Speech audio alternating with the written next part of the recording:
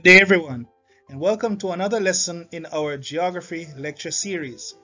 I am your lecturer, Donovan Rattray.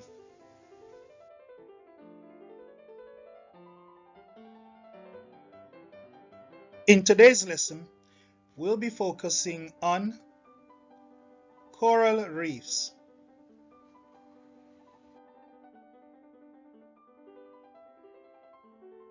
Now, coral reefs are offshore ridges of mainly calcium carbonate formed by the secretions of small marine animals. It is often referred to as the rainforest of the sea. Coral reefs are primarily composed of animals known as coral polyps. These are small creatures which use calcium carbonate to build up a hard casing of limestone to protect themselves. These polyps live in large groups known as colonies. Layer after layer of limestone is added to the colony as new polyps grow on top of the structure. Other organisms live on the reef. These include algae, otherwise known as zooxanthellae specifically, fish, sponges, sea eggs, and shellfish. Only the surface layer of the reef is made up of coral. Between the reef and the shore, there is usually a shallow lagoon, the floor of which is made up of dead corals, sand, and rubble. On the seaward side of the reef slopes downwards in a very steep way. At the base of this slope is an accumulation of sand and rubble.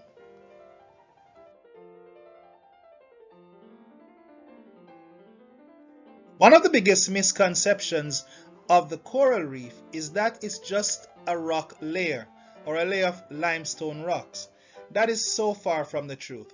In fact, the coral reef is made up of tiny sea creatures known as coral polyps.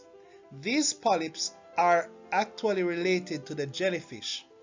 And just like the jellyfish, the coral polyps have tentacles, they have a mouth, and they have a stomach. Inside the stomach, you may have structures like the gastrodermis. On the outer layer, you may have the outer epidermis. Inside the stomach, you have a septum. And at the base of the tentacle, you have a mesoglia. Now, that layer of rock that many people consider to be the coral reef is actually the resting place of the coral polyps. Now, the coral polyps' resting place is known as the basal plate. That rock that we know, that we commonly refer to as the coral reef, is the basal plate of the coral polyp. It is on this basal plate that the coral polyp rests and continue to build up its colony or structure as it deposits calcium carbonate or limestone. Yes, these tiny creatures can live for a very long time, and as a matter of fact, the largest living organism in the world is the Great Barrier Reef, which is made up of countless coral polyps.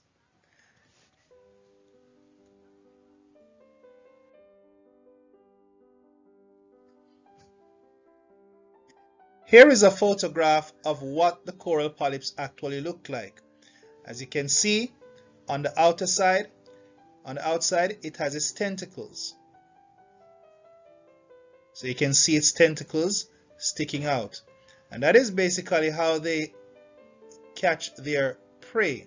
They actually feed on very minute organisms such as planktons. So that you can see, there they are. Those are the tentacles. And you can look all the way down into its mouth, into its stomach as well. That's how simple they are. But there are different varieties though. Here is another Here is another variety of the coral polyp. So as you can see, its tentacles. As simple as those tentacles look, they are very dangerous because they actually contain toxins inside them that they use to render their prey harmless and therefore able to eat them.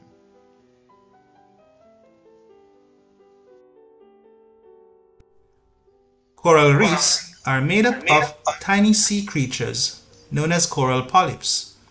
These coral polyps are related to the jellyfish and therefore they are in the same family as the jellyfish. They grow in large groups known as colonies. So how do coral polyps actually function? Let's have a look. Coral polyps sit on a layer of limestone or calcium carbonate. This is the skeleton of the reef itself. The coral polyps take in nutrients from the water and mixes it with other compounds in its stomach, turning it into calcium carbonate or limestone. It deposits this limestone carbonate as it rises off its original skeleton or resting place and then goes back into place. This calcium deposit eventually over time builds up the reef itself. Coral polyps have unique colors. The colors provided by the coral reefs are actually supplied by tiny or microorganisms, or should I say photosynthetic organisms known as zooxanthellae. Zooxanthellae provides the polyps with nutrients such as oxygen, sugars and fats, while the polyps provide carbon dioxide as well as other nutrients and a protective or sheltering area. This relationship between the two is known as symbiotic relationship. They both benefit from each other. So we know that coral reefs, or should I say coral polyps, are actually living organisms. They're actually animals. But they must feed, right? Even though they don't move from where they are located. So how do they do this? At nights, they open up and extend their tentacles or stretch out their tentacles. These tentacles serve the purpose of capturing any prey that is passing by. For example, plankton. Let me show you what we mean by this. So as we say at nights, the coral polyps stretch out their tentacles, and these tentacles have toxin cells known as nematocysts. The nematocyst is injected into any creature that it captures and is then pulled into the stomach of the coral polyps. On the outer side or the outer coating of the coral polyp is a coating of mucus that traps any dissolved particles floating around. Tiny hair-like features known as cilia guides it into the stomach of the coral polyp.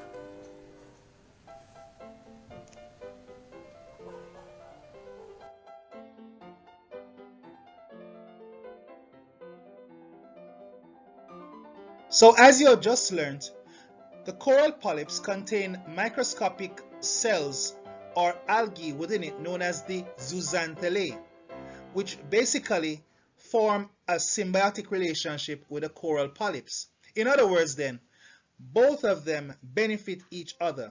They help each other to survive. Yes, they really got a good thing going on, right?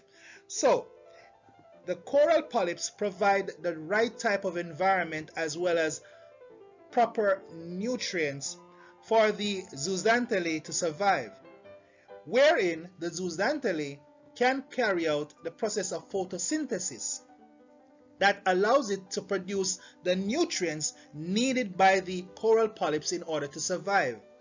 It is also the reason why coral reefs have these beautiful array of colors. Yes, it is the zooxanthellae that is responsible for the brilliant colors that we know coral polyps or coral reefs to be characteristic of.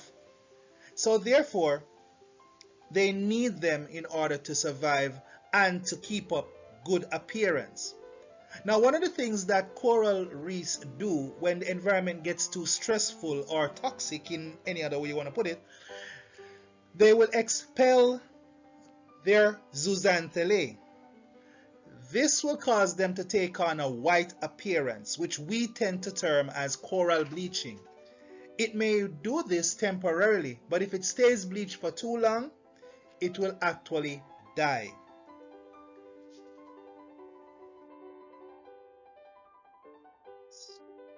Now here is a microscopic photograph of what the zooxanthellae looks like. Symbiosis between corals and microscopic algae known as zooxanthellae. Zooxanthellae live in the coral tissue and photosynthesize to provide the coral with energy. They also provide pigmentation, oxygen, and nutrition. In turn, they receive carbon dioxide, nutrients, protection, and access to sunlight.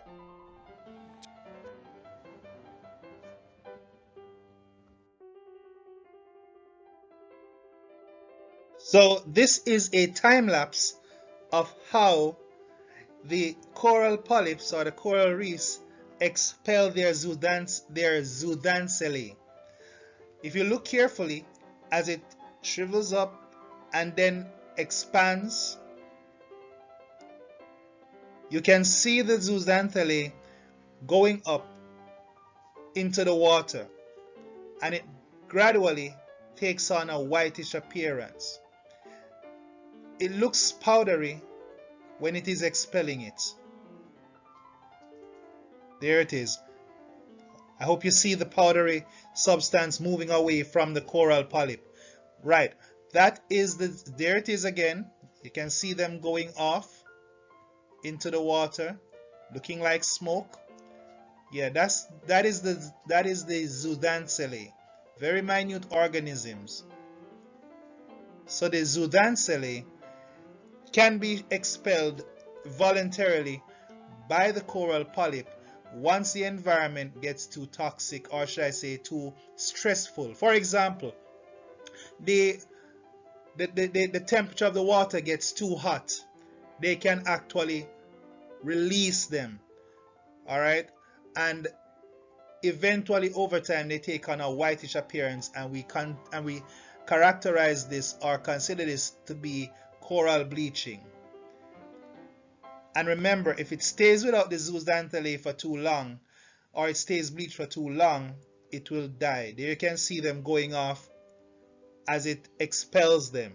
So that is how they actually expel the zooxanthellae in order to take on the whitish appearance whenever the environment gets too stressful for them.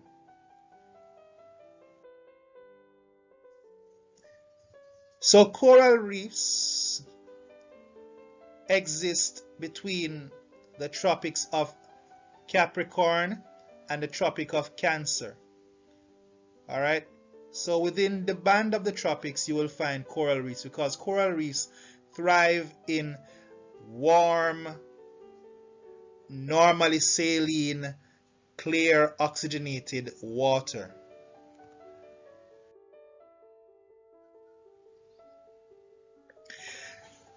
These are areas in the Caribbean where you'll find coral reefs as well.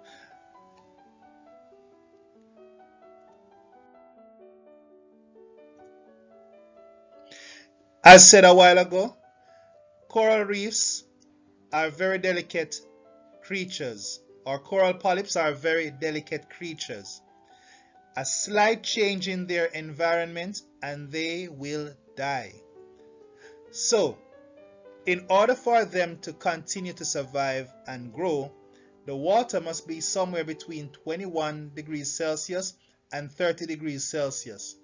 Any hotter means that they will eventually expel their zooxanthellae, which are responsible for their colors, and they'll take on a white appearance, thereby beginning to bleach, and the bleaching will eventually kill them. The water should not be too deep. As a matter of fact, it must not be deeper than 45 meters, because if the water is too deep, the sunlight penetrating the water will not penetrate deep enough for them to get access to the sunlight so that they can perform photosynthesis, which is necessary. And by that I mean the zooxanthellae is the organisms that perform the photosynthesis so that they can provide the nutrients needed by the coral polyps to survive, as well as to keep up their beautiful appearance by providing the colors that make them look so beautiful. The water must have normal saline, in other words then, or salinity. In other words, students, the water cannot be fresh and it cannot be too salty. It must have the normal salinity or saltiness of seawater. If it doesn't survive or thrive in fresh water, and if the water is too salty, it's not going to survive either. It has to be of normal sea saltiness, all right, or salinity. The water must be clear, oxygenated, all right. It must be clear and oxygenated. Water cannot be too murky or cannot be murky or dirty, because the sediments in the water will choke the coral polyps and cause them to die. So the water must be clear. And the sediments in the water can also absorb the oxygen that the coral polyps need to survive. So therefore, they will eventually die if the water is too murky or is filled with sediments, because the sediments also absorbs all the oxygen. And that is the reason why the water should be clear and oxygenated.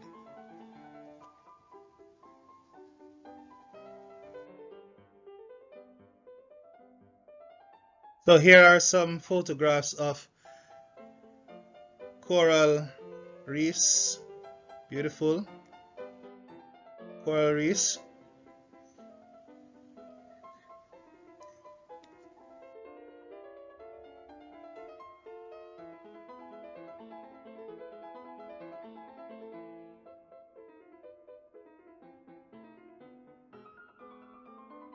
So why are coral reefs important? Let's have a look. Coral reefs act as a breakwater, as it protects the beach and coastline from erosion by reducing the speed and force of waves. That's one. Much of the sand that make up beaches within the Caribbean are derived from broken up or broken down coral reefs. Coral reefs provide a habitat for marine life such as fish and shellfish. Yes, lots of fishing activities within the Caribbean takes place among shallow reefs, or among the shallow waters where the reefs are. That is where the fishermen go to actually carry out their fishing activities, because coral reefs is an habitat, it's a place where lots of fish actually live and feed on for them in order to be available. Coral reefs are important commercial fishing grounds. Yes, they are commercial fishing grounds. That is where most fishermen go and catch their fish. Reefs are an attraction for tourists and are therefore important to the development of the tourist industry.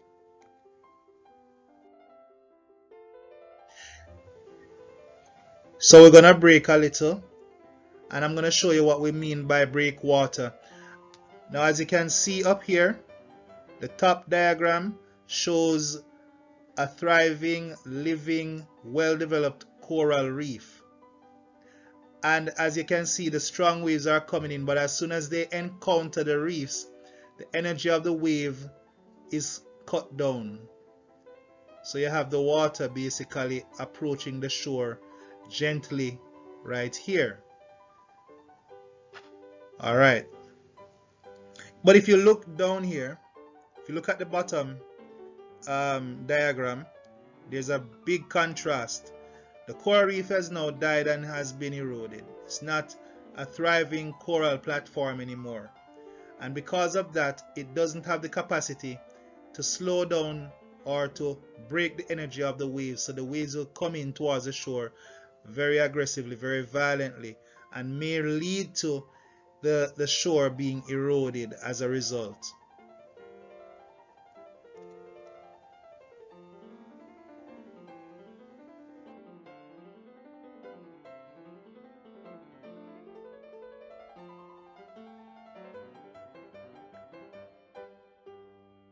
Corals are active fishing grounds. As you can see, we have living, healthy corals, and among them you have lots of marine life around them. So yes, they are a habitat for marine life, and that makes coral reefs a viable fishing ground for fishermen to go and capture their fish. Here we here we have fishermen hovering over a reef about to go and catch some fish now. There you can see one of them preparing the net or letting down the net. There are also tourist attractions. Tourists like to come and scuba dive among the reef and take underwater photographs of the fish and the reefs themselves. Coral reefs are grounds, and because they are grounds or habitat for many marine creatures, you're also going to find those beautiful fancy fish that you tend to see a lot in aquariums. These are described as ornamental fish. So you tend to find a lot of ornamental fish living in the coral reefs, and that is where they actually obtain them so that they can put them in the aquarium to add as aesthetics to any room.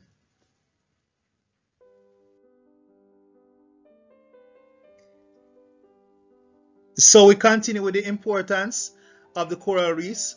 Coral reefs are important location to obtain ornamental fish, which I just showed you.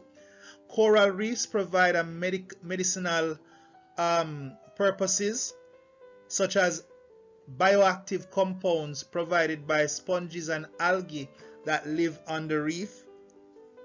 And coral is mined for lime that is used in the construction industry. So mining tends to take place where the corals are basically dead.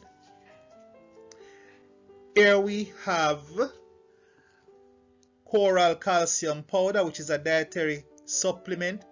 That too is obtained, that is actually medicine obtained from the coral reefs themselves.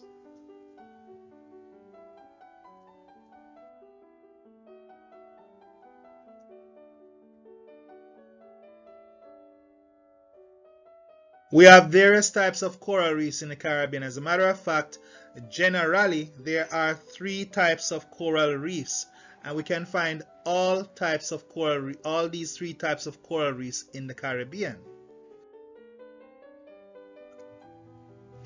The first type of coral reef is the fringing reef. And a fringing reef is a low platform lying close to the shore but is separated from the land by a shallow lagoon. Its outer edges descend sharply into the sea. A good example of this is Boku Reef in southwest Tobago.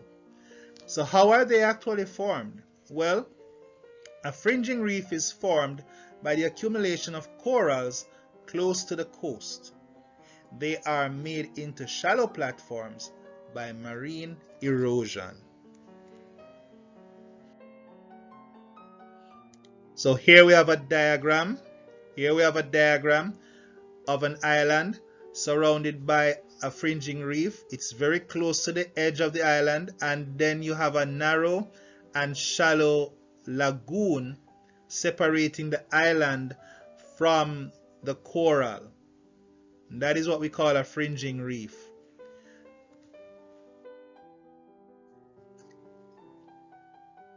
Here is a photograph of a fringing reef around an island. As you can see, it is very close to the edge of the island or the coast of the island, and is separated from the island itself by a narrow and shallow lagoon or body of water that we call a lagoon.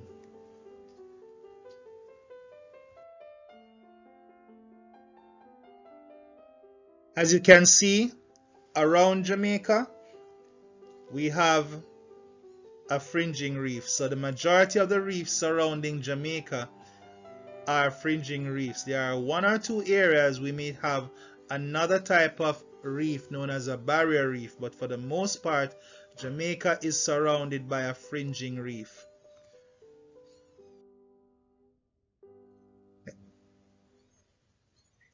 Anybody knows this island that looks like a foot?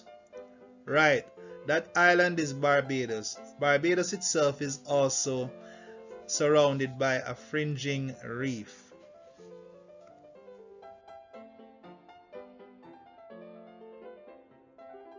Now, let us look at the second type of reef known as the barrier reef. Now, the barrier reef is a coral platform lying parallel to the coast, separated by a deep lagoon. The world's largest barrier reef is the Great Barrier Reef off the northeast coast of Australia. The world's second largest barrier reef is off the coast of Belize, and that is here in the Caribbean. There are barrier reefs off the coast of Andros Island, that is in the Bahamas, and Anegada in the British Virgin Islands.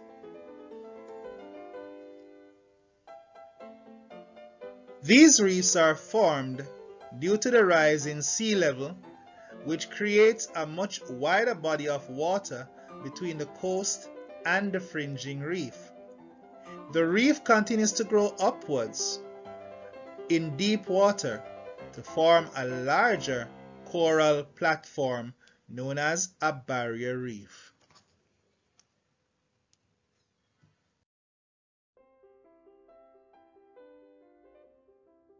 Now here we have a map of Belize. Now Belize is not a Caribbean island, but it's actually a Caribbean nation. It's actually a mainland country. One of four Caribbean countries that are mainland Caribbean countries. They are not surrounded by water, but they're actually along the coast of the Caribbean. So part of the land is bordered by the Caribbean Sea. Other mainland Caribbean territories would include French Guiana, Guyana, and Suriname. Alright, and those are on the South American continent.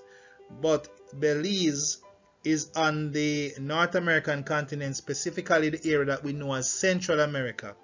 Now this long red line that we see along the coast here, or off the coast, that is the barrier reef, and it is the world's second largest barrier reef.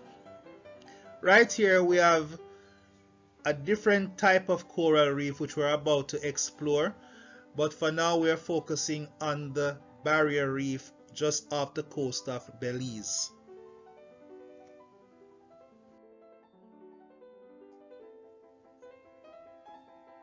So here is another map, a bit more enhanced, to show you the boundary of the barrier reef just off the coast of Belize.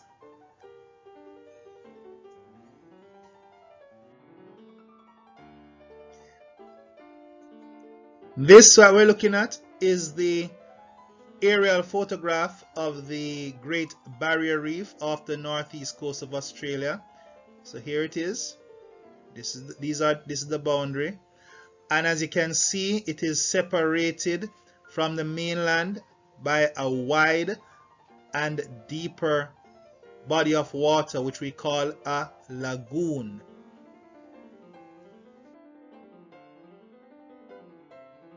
So now we have arrived at our third and final type of coral reef, which is an atoll.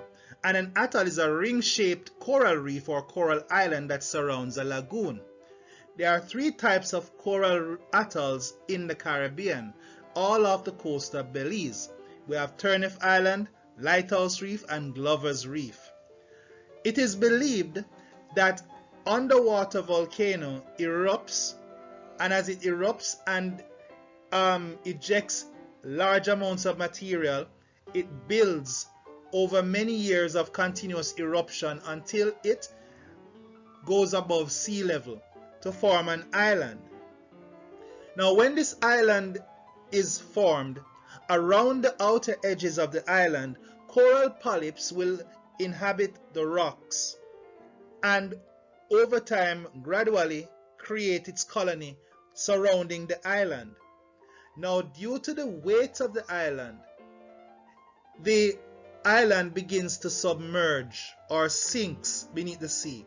And as it is sinking, the distance between the fringing reef and the island gets wider, so you have a much wider lagoon. So it actually starts out as a fringing reef, but as the island is sinking, you tend to have a larger opening or a larger space between the coastline of the island and the fringing reef.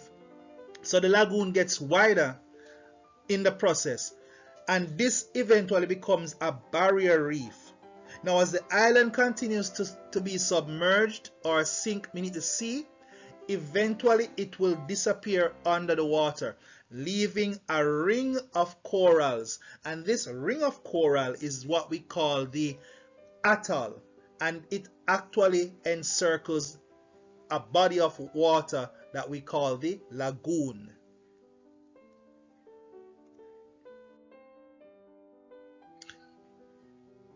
So here we have a diagram showing the island, and in the first stages you have a fringing reef being formed.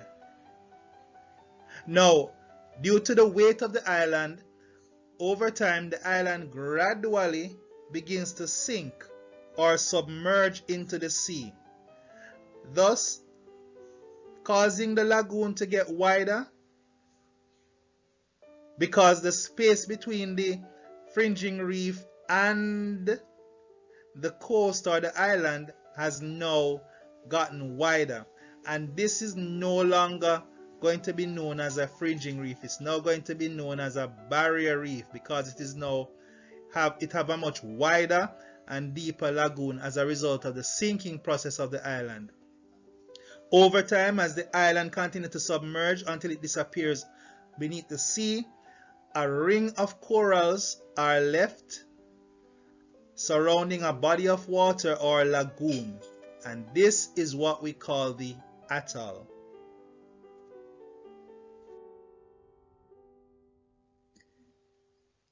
Here we have a photograph of Lighthouse Atoll off the coast of Belize. Does this look familiar to you? If it does, you would, because it is actually on the cover page of one of your latest geography textbooks, and that is for those students in the Caribbean. For those of you who are not of the Caribbean, you can relate. Here is a map of Turneffe Atoll, once again off the coast of Belize. And as you can see, you have our ring of coral islands, and right in the middle we have our lagoon.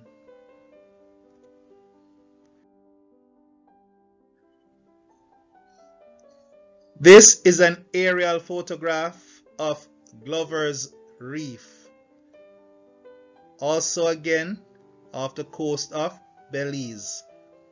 So all the atolls that are in the Caribbean are off the coast of Belize, are in Belizean waters. There are three types of coral reefs in the ocean. We have the fringing reef, the barrier reef, and an atoll. It is believed that underwater volcanoes over many years erupt and release large amounts of volcanic material, building after consecutive eruptions over thousands of years. The volcano grows until it goes through or goes past the sea level, creating an island. Around the edge or fringes of the island are volcanic rocks that are occupied by coral polyps. These coral polyps create an environment which we consider to be the coral reefs, and creating the first type of coral reef known as a fringing reef. This fringing reef, being at the edge of the island, is separated by a narrow body of water that we consider to be a lagoon, just as what we're looking at here.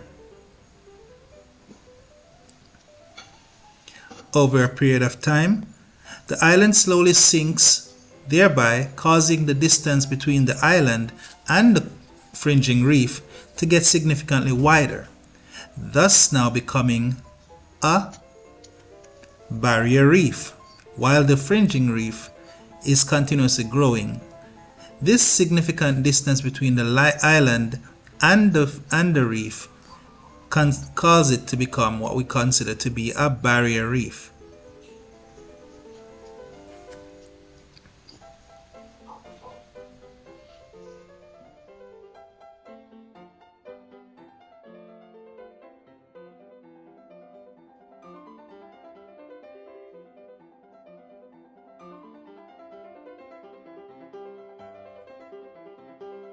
Over a period of time, the island continues to sink until it is completely disappeared, leaving a ring of corals that is now occupied by vegetation. We call this an atoll.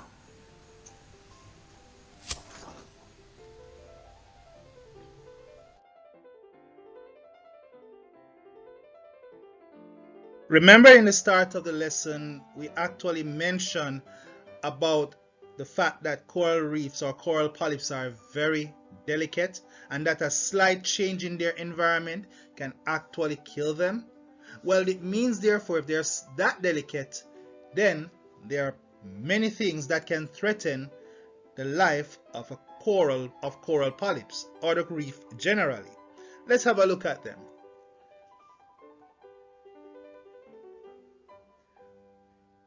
Too much fresh water. Remember, the water has to be of normal saline or normal saltiness.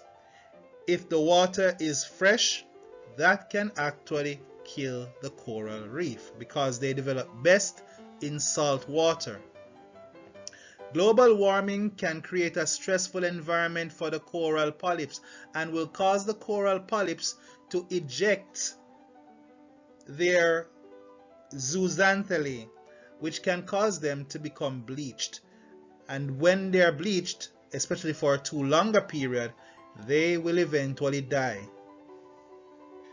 Strong hurricane waters can actually break up and damage coral reefs. They also block out sunlight because they cause the water to become sedimented or murky or dirty, and this dirty or lots of sediments in the water can absorb the oxygen that can kill the coral reefs because they thrive best off clear water so that they can have access to the sunshine. Alright, and that they can also get a lot of oxygen to survive. Without the sunshine and the oxygen, as a result of the water becoming murky or dirty due to hurricane, then they will eventually die. Sedimentation can also lead to water becoming dirty, very murky, and absorbing all the oxygen and choking the coral polyps. Alright, this can be done because of deforestation or quarrying or even construction activities taking place on the land. Let's just use deforestation as an example here.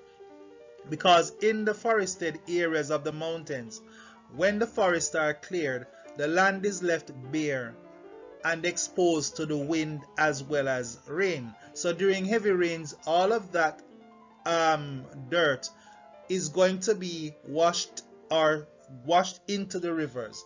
All that soil washed in the river is going to be taken directly to the sea, and that load of sediments are going to block out the sunlight and choke the coral reefs, and therefore the coral reefs will eventually die. So sedimentation is a big threat to coral reefs.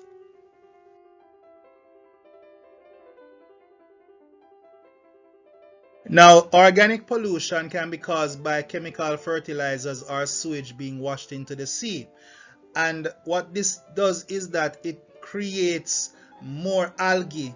And what the algae does, it absorbs a lot of the oxygen in the water that the coral polyps depend on. So therefore, they will eventually die as a lack of oxygen. Algae also attracts starfish, which themselves are threats to the coral reefs. What the starfish does, especially the crown of thorns variety of starfish, is that they absorb the mineral content from the coral reefs, or even the nutrients from the coral polyps, thus killing the coral reefs over time. They can also all of this organic pollution can also release bacteria into the water that can also kill the corals. Chemical pollutants are very dangerous, and oftentimes you have some fishermen, for example, might pour cyanide or bleach into the water when they are going fishing among the coral reefs, and this can actually kill them. Also, you will have other companies, nearby companies, releasing their toxins into the water, or you might have the regular oil spills occurring as well.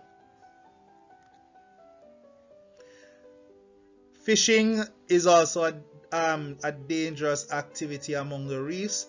Various types of fishing techniques can damage the reefs, like the trawling technique, where they actually drag the nets along the seafloor. That has proven over the years to destroy or damage coral reefs. Fishermen tend to use other methods like pouring cyanide or bleach, or even throwing explosives into the water to catch the fish among the reef. And these chemicals, as well as explosives, can actually destroy the reefs. Tourism, even though tourism is promoted by the presence of beautiful coral reefs, the tourists themselves tend to either trample or walk on these corals when they're going snorkeling, or they might break off pieces of coral as a form of souvenir, and this over time can lead to the damage or serious killing of the coral reefs. Sea urchins and starfish actually latch on to the coral reefs and absorb minerals from them as well, and also damage the coral polyps and the platforms upon which they are based. One good example of a variety of starfish is the crown of thorns starfish, very dangerous to the coral reefs. So here we have coral bleaching taking place as a result of global warming. So the temperature of the water has risen and created a very stressful environment for the coral reefs, and therefore the polyps expel their zooxanthellae, which actually is responsible for the color or pigmentation of the different coral reefs, and this allows them to take on a whitish appearance, and that is what we call coral bleaching. And over time, bleaching will kill the coral reefs. So here we have a colorful reef expelling its zooxanthellae and eventually dying as a result.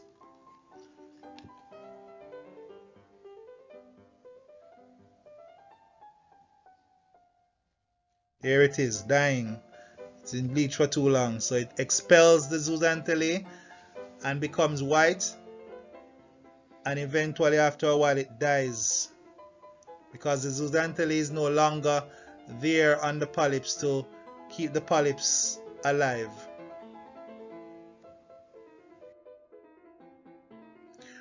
Hurricanes strike the Caribbean very often, especially between June and November, and these hurricanes have proven over the years to be very dangerous to the coral reefs. Because of construction or maybe deforestation, you tend to have water running off the land and going into the sea, causing sedimentation. And as you can see, the reefs are being covered by the sediments, and this over time leads to the destruction of the coral reefs.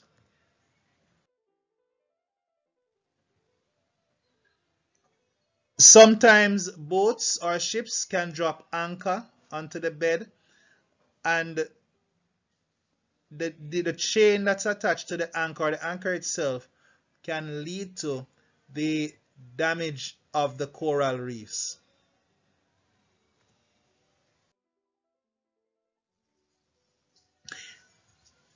So here we have tourists trampling on the coral reefs.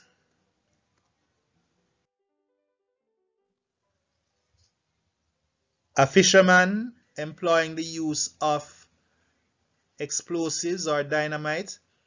It used to be very prevalent here in Jamaican waters, but we don't have that going on anymore. Starfish. Yes, here we have a starfish, a regular starfish. And this is the crown of thorns. This is the crown of thorns variety of starfish that provides or that creates the most damage among coral reefs.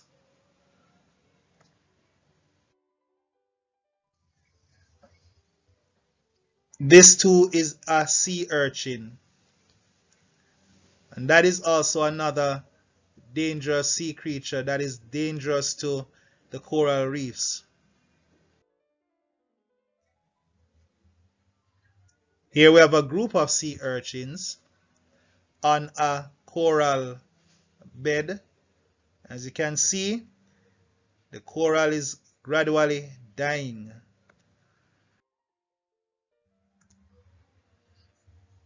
So how can we preserve the coral reefs?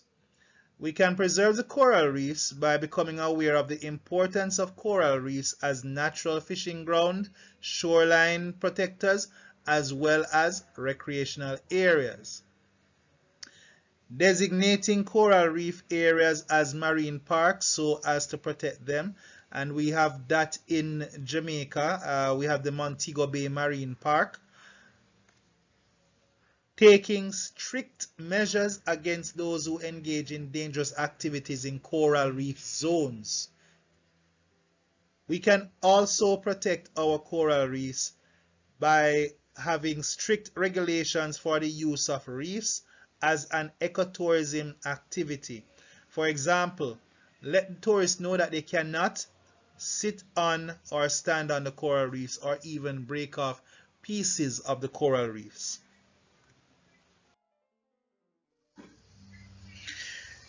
If we do not protect our coral reefs, we are going to experience coastal or beach erosion, because remember, coral reefs act as breakwater.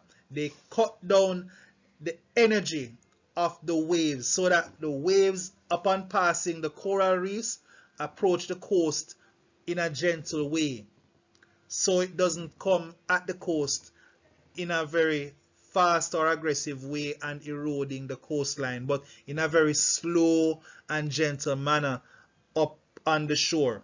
Why? Because we have healthy living coral reefs in the area. So here we have our demonstration again. As you can see, a healthy coral reef cuts down the speed of the waves and the waves approach the shore in a gentle way. A dead reef will not be able to put up any resistance against the waves, and therefore the waves will attack the shore violently and erode the coastline.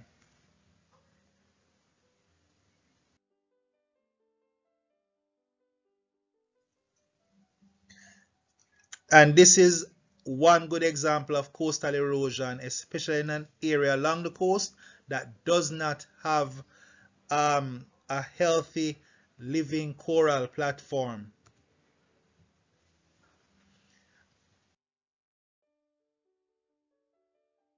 And we need to remember that just like the forests on land that break the wind or cut down the wind speed of the hurricanes, for example, the same thing can be applied to the coral reefs in the water when they cut down the speed of the waves. Another consequence of us not protecting our coral reef is declining fish production. All right, so when we destroy our coral reef areas, the fish are going to migrate further out into the sea or overall die because they depend on the coral reefs for survival. That is where they live. That's their shelter. That is also where they feed. That is also their food supply. So therefore, if we destroy our coral reefs, the fish will either migrate further out into the sea or they will eventually die. Thus, our supply of fish will be depleted over time.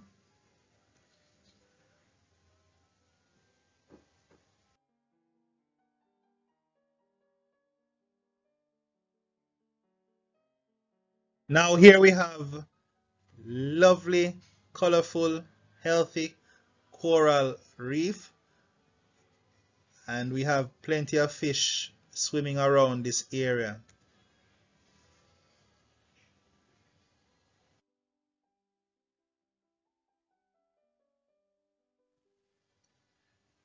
Here we have a dead coral platform, and as you can see, there are no fish in this area.